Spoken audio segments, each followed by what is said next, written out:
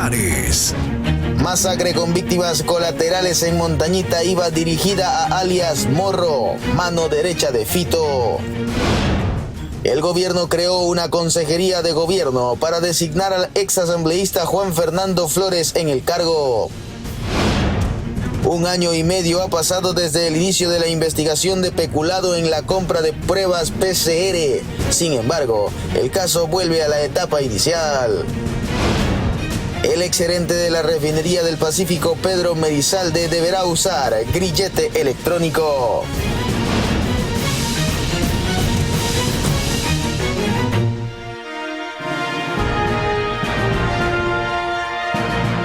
Esto es Noticias Oromar de las 7 de la mañana, con la conducción de Tania Loor.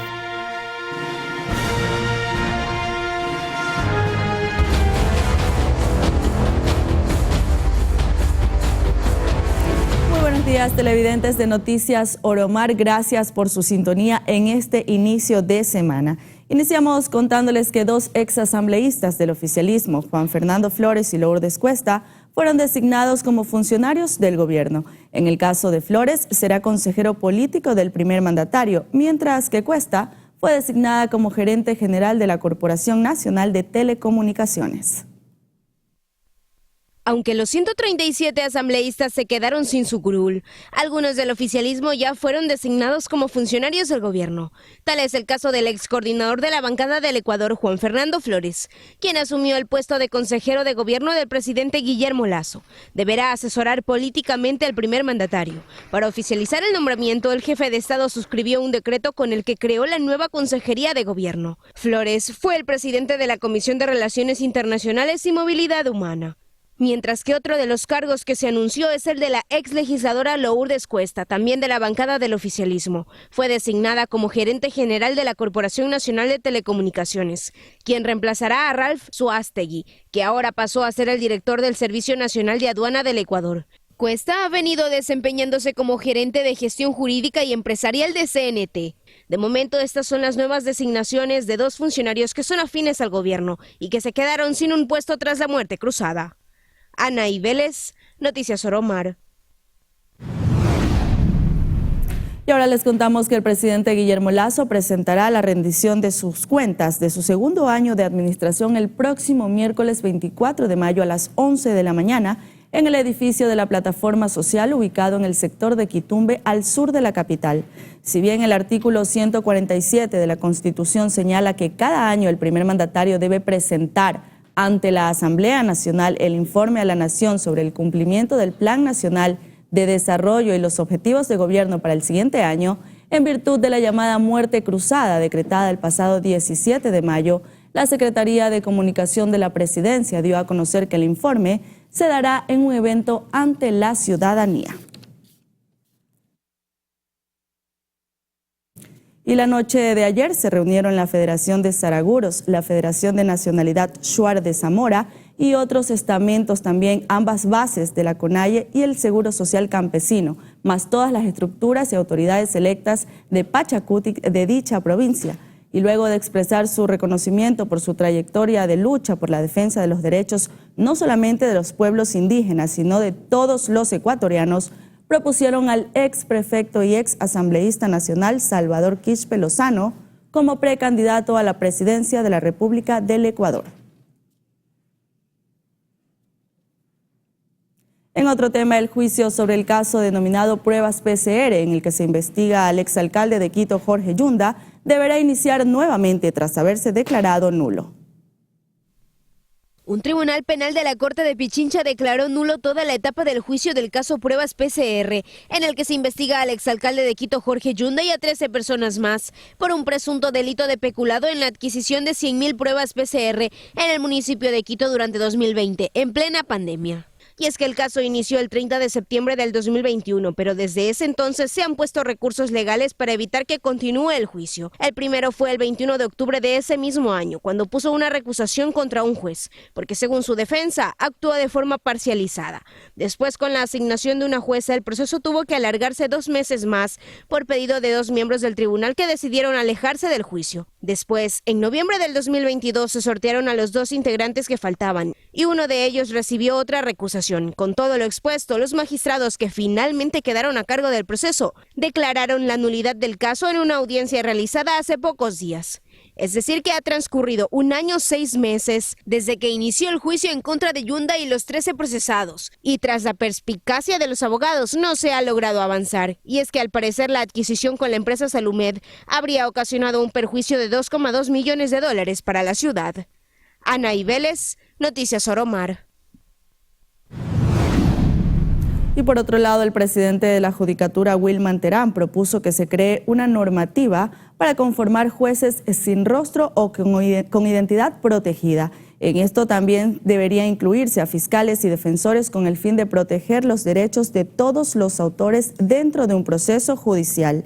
Sin embargo, recién está en análisis. De hecho, en otros países como Perú y Colombia ya se han creado este tipo de unidades para casos de crimen organizado, narcotráfico, terrorismo y grupos armados. Pero esta iniciativa generó discrepancias porque uno de los preceptos de derecho internacional es que todo procesado tiene derecho a conocer la identidad de sus juzgadores.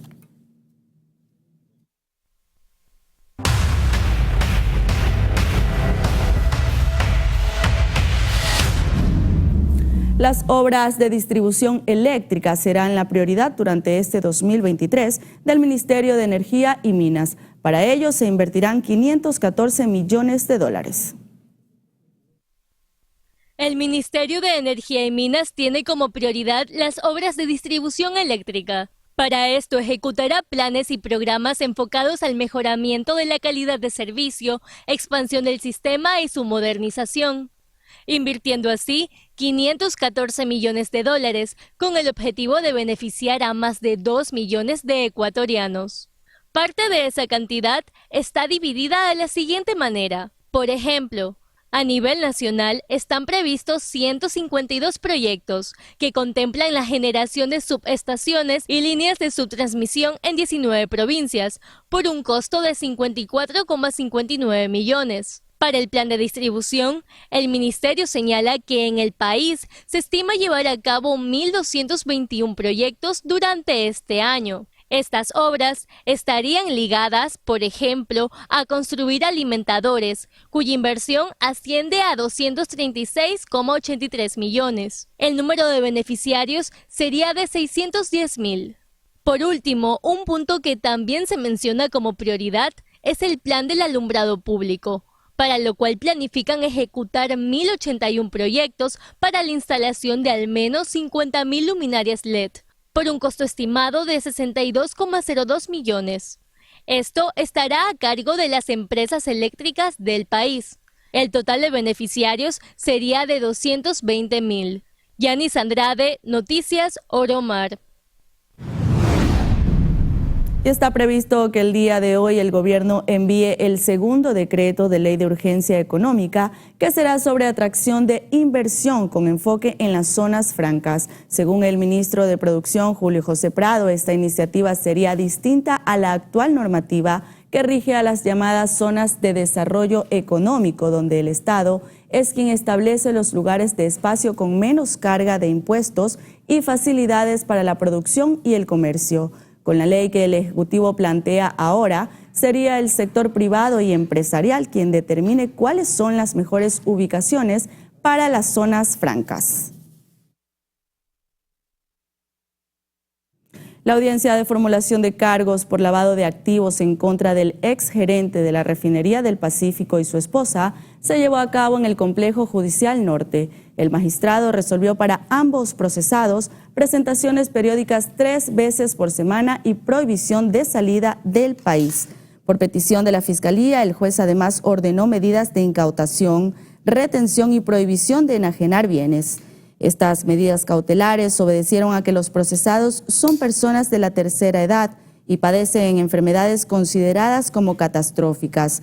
Recordemos que Merizalde es investigado dentro del caso Odebrecht. Según la entidad, en el reciente allanamiento se indaga un presunto lavado de activos en torno a la suscripción de un contrato con Odebrecht por más de $229 millones.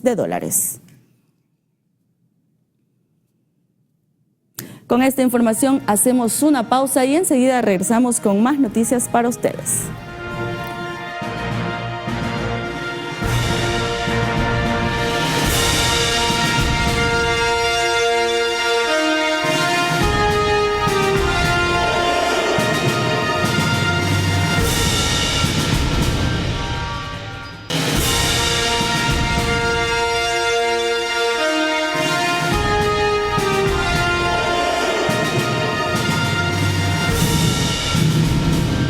Gracias por continuar en nuestra sintonía. Les contamos que la etapa de revisión de notas y postulación a las carreras termina este miércoles 23 de mayo de 2023. Los estudiantes que rindieron el examen de admisión podrán aplicar a 284 carreras. La etapa de postulación a la educación superior comenzó el domingo 21 y será hasta el martes 23 de mayo. Así lo indicó la Secretaría de Educación Superior, Ciencia, Tecnología e Innovación. Durante este proceso, los estudiantes que dieron el examen en las 14 universidades públicas podrán verificar su puntaje y postular a la oferta académica de su elección, para el periodo académico que empezará a finales de mayo de este año. La CENESID explicó que el puntaje de postulación se calcula de la siguiente manera.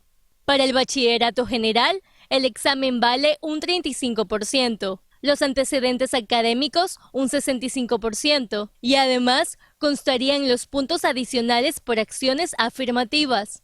Mientras que para el bachillerato técnico se calcula de la siguiente forma. El examen vale un 25%. Los antecedentes académicos un 75%. De igual forma constarían los puntos adicionales por acciones afirmativas. Este es el cuarto paso dentro del proceso. El siguiente es la aceptación y finaliza con la matriculación. En Ecuador hay 121.000 cupos disponibles en los diferentes centros educativos.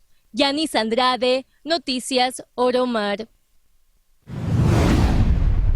Y tras la emisión de ceniza proveniente del volcán Sangay, la misma llegó a distintos sectores de Guamote de forma leve y a otros de manera moderada, mientras que en otras parroquias como la UCI llegó también de forma leve. Frente a esto, la Secretaría de Gestión de Riesgos recomendó a la población de la UCI permanecer alerta y tomar precauciones como usar mascarillas N95 o cubrir nariz y boca con paños húmedos. Asimismo, usar toallas húmedas para sellar rendijas, entre otras recomendaciones.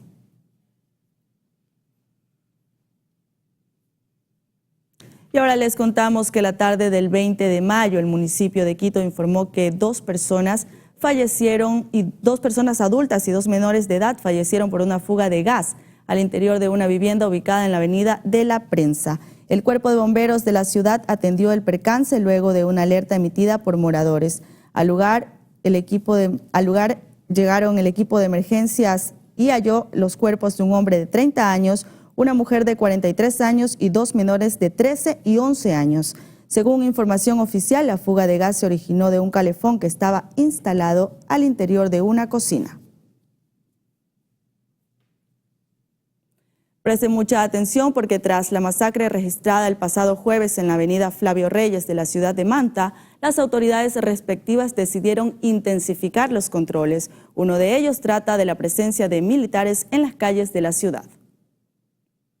Desde este lunes 22 de mayo, llegarán a la ciudad de Manta 260 nuevos policías y 100 elementos más para las unidades tácticas y de investigación, con el fin de contrarrestar los recientes ataques registrados en el cantón. Esto, además de los 260 nuevos uniformados que se espera lleguen en junio próximo. Pero sobre todo estamos reforzando de manera inmediata a la plaza, especialmente de Manta, con equipos tácticos del GIR, del GOE, de la UMO y de la UER, aproximadamente 100 policías que estarán a órdenes del señor comandante de la zona, el señor general Noguera. Además, se fortalecerán las unidades de investigación e inteligencia de la Policía Nacional, al igual que los operativos CAMEX, direccionados al control de armas, municiones y explosivos, en conjunto con los uniformados y otros elementos del orden. Ecuador no solamente está enfrentando delincuencia común, sino crimen organizado, estar todos en una sola mesa de manera conjunta e ir mirando soluciones prácticas, ¿no? Hemos hecho una pequeña revisión de lo que ocurre en Manta. Desde las instituciones de control y seguridad del Cabildo mantense, se ratificó que continuarán con las labores de investigación de las últimas muertes violentas suscitadas en la ciudad. En lo que va del 2023 en este cantón manabita, se registran 89 muertes violentas. Katia Mero, Noticias Oromar.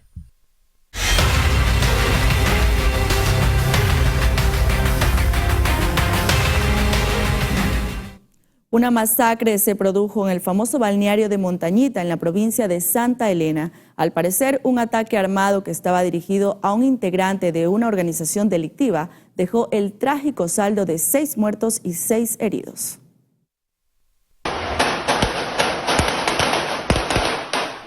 Una matanza, no hay otra forma de explicarlo. Eso es lo que deja el sangriento y despiadado ataque a bala en el restaurante Parrilla La Estancia de Montañita. En total, 6 muertos y 6 heridos.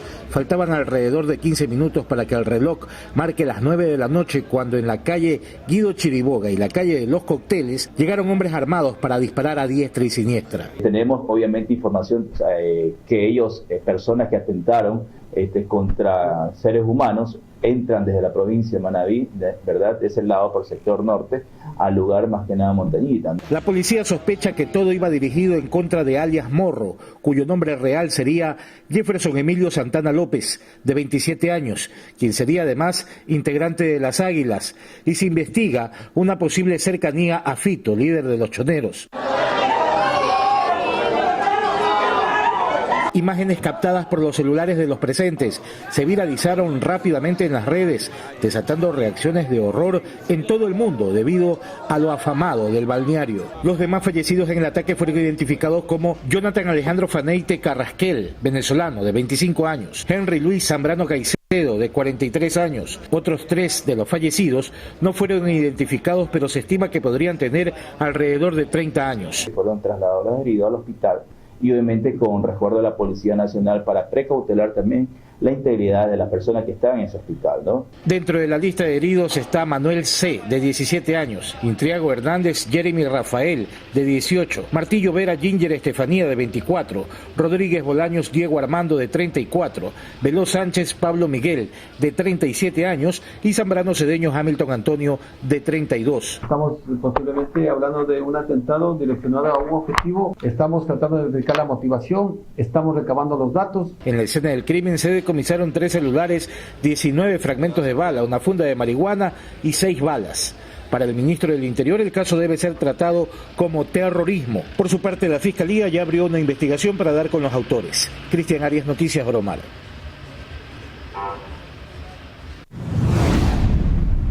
Y un hombre que registraba más de 10 antecedentes penales fue asesinado en el sector de la 11 y la C en el suburbio de Guayaquil. Tenía 39 años y un amplio historial delictivo en el que se resumen una serie de delitos como el robo, la tenencia de armas, el intento de asesinato, en fin. Sicarios llegaron hasta la 11 y la C para asesinarlo. Han estado reunidos en familia en el exterior del domicilio y viene un sujeto que los familiares indican que es conocido ya del sector y procede a realizar los disparos. El inmueble donde fue hallado el cuerpo fue revisado minuciosamente por el personal de criminalística a fin de recopilar la mayor cantidad de indicios posibles. Ahí fue donde realizaron los disparos.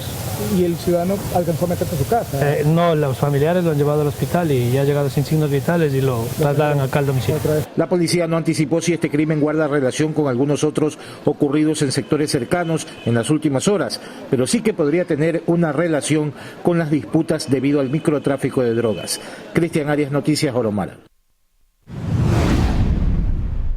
Varias muertes violentas se registraron durante el último fin de semana en el país. Revisemos algunos de los casos en el siguiente resumen. Comenzamos en el barrio Santas Vainas de la ciudad de Esmeraldas, donde un joven fue asesinado a disparos en las calles Río Santiago y Río Tabiazo, frente a la sede de la Unión de Cooperativas de Taxis. Se conoció que el ciudadano identificado como Daniel Ceballos, de 29 años de edad, caminaba por el sector cuando fue sorprendido por sujetos quienes a bordo de una motocicleta le dispararon por reiteradas ocasiones. Ceballos intentó huir del crimen, sin embargo, fue alcanzado por las balas y su cuerpo terminó tendido en la calzada. Agentes de criminalística y de la DINASET que llegaron al sitio levantaron un indicio balístico y según información policial para este crimen se habría utilizado una arma corta. El cuerpo sin vida fue llevado al Centro Forense de Medicina Legal de la provincia.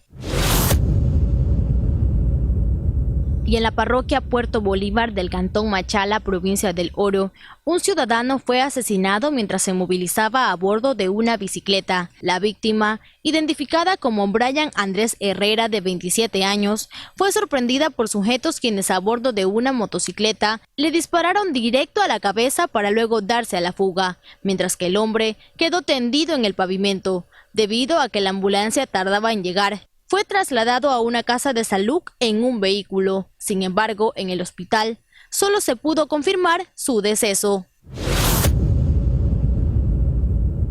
Finalizamos en Portoviejo, provincia de Manabí, donde un ciudadano resultó herido de bala. El hecho ocurrió en la ciudadela Las Orquídeas, en donde se habría generado una presunta riña familiar, en la que uno de los involucrados sacó un arma, disparó y alcanzó el rostro de un hombre. Un hecho que ha resultado herido una persona, estamos verificando si es que se utilizaba un arma de fuego, aparentemente sería un arma traumática. Tenemos un vehículo color rojo en donde se puede evidenciar algunos impactos. El ciudadano que salió herido aparentemente presenta una herida, y bueno, presenta una herida en la parte del pómulo izquierdo. El afectado fue trasladado hasta una casa de salud, mientras que el agresor fue aprehendido por la policía. Se recaban indicios para esclarecer las circunstancias de este violento hecho. Katia Amero, Noticias Ormar.